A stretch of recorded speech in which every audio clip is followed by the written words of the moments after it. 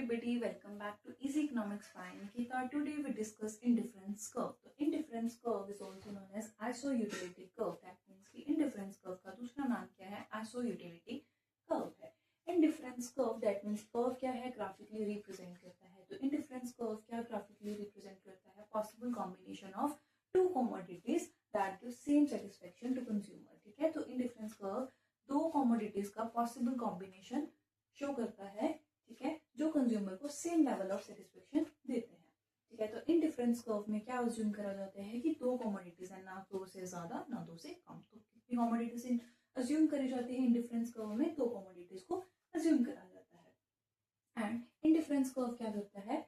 Show क्या करता है? Possible combination of two commodities that give same satisfaction to consumer. इसको हम टेबल की हेल्प से समझते हैं. तो कॉम्बिनेशन हमने लिया A, B and C and two commodities ले ली थी. तो फर्स्ट कमोडिटी हमने ली एप्पल एंड सेकंड कमोडिटी हमने ली ऑरेंज.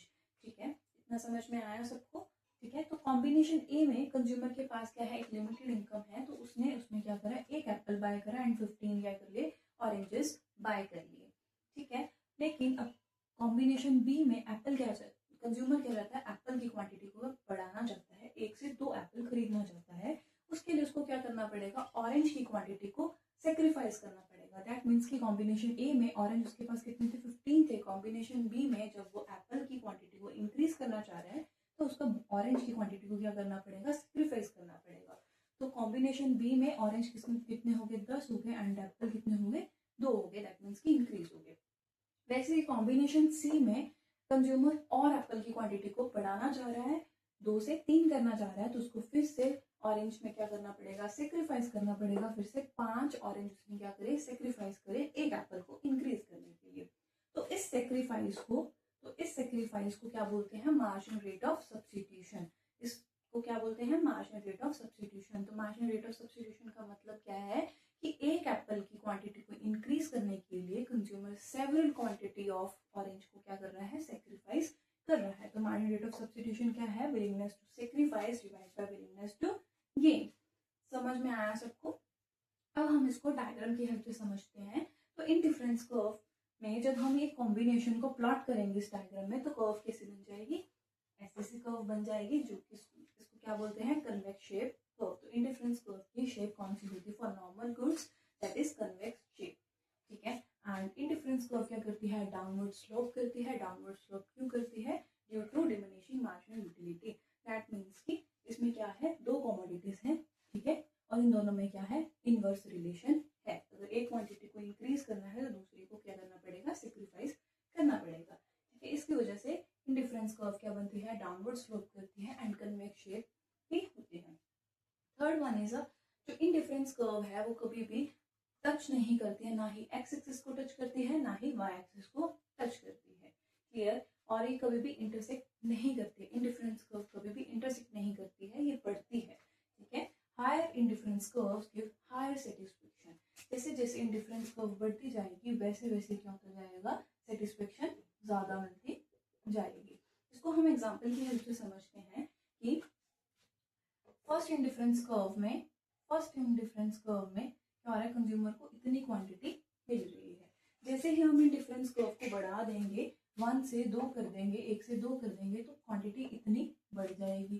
ठीक है, जब हम इंडिफरेंस कर्व को 2 से 3 बढ़ा देंगे तो क्वांटिटी इतनी मिलने लग जाएगी. तो ये क्या शो करता है कि जब क्वांटिटी इंक्रीज हो जाती है तब कंज्यूमर की सेटिस्फेक्शन भी क्या हो जाती है? इंक्रीज हो जाती है. दैट मीन्स कि higher indifference curve give higher satisfaction. क्योंकि कंज्यूमर का एक नेचर होता है, कंज्यूमर का बिहेवियर क्या होता है? जब उसको ज्यादा क्वांटिटी मिलती है तब वो ज्यादा सेटिस्फाइड होता है. ठीक है, इसको हम एग्जांपल की हेल्प से समझते हैं. हमने यहाँ पर एक बिस्किट लिया. बिस्किट सेम बिस्किट है लेकिन उसकी पैकेजिंग थोड़ी डिफरेंट है. ठीक है,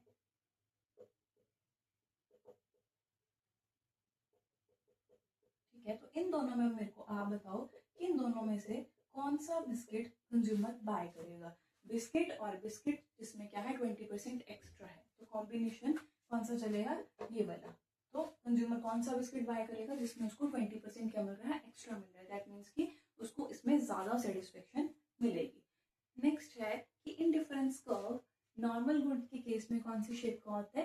कन्वेक्स शेप का होता है. कौन सी शेप होती है नॉर्मल गुड्स में? इंडिफरेंस कर्व की कौन सी शेप होती है? कन्वेक्स शेप होती है. एंड कॉम्प्लीमेंट्री गुड में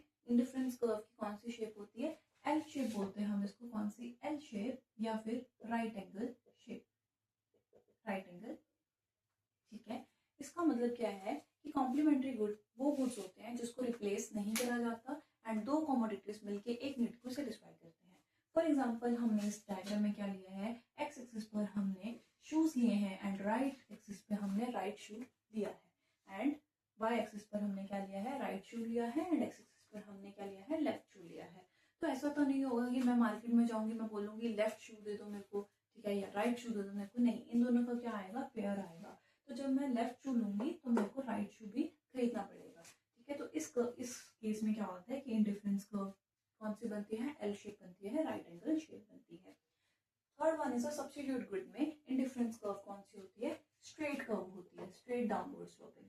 कौन सी, स्ट्रेट डाउनवर्ड स्लोपिंग, ठीक है।